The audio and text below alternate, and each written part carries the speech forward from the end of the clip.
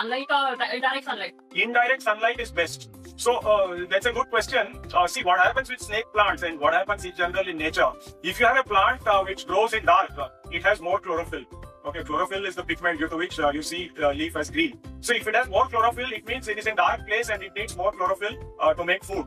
So this one you see, these are all generally dark-leaved. So dark-leaved plants means less light. If you leave them out in the sun, what will happen is the color will change. They will become paler. And in some cases, they can get sunscorch. Just like people go to the beach and they get a tan, right? So the plant also sadly gets the tan. So avoid direct sunlight.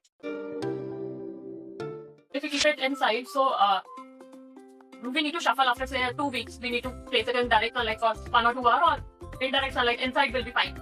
See, if you keep it in a place, for example, you have that corner there. Okay, some light is filtered, light is coming in. So if you keep it there, you can just leave it there. Okay, whereas if you have it in this corner, for example, no light is coming, then taking it out frequently, that will help. See, what happens is plants are sensitive to both excess light and low light. So if it is low light, what happens is there is a type of growth. It's called a leggy growth. That means it will grow very tall and it will not have strength. So the leaf will start drooping. Just wanted to know, it's very silly, but I am very new to gardening. How much water should I? Okay, that is a good question. That is a good question. See, we have an inbuilt safeguard for watering. When you water, you will pour the water till it starts draining from the pot.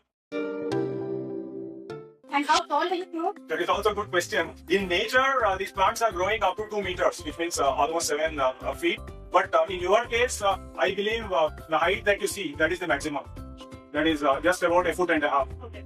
So the height depends on the variety. So different varieties have different heights. I have plants in my house which are almost 2 feet tall.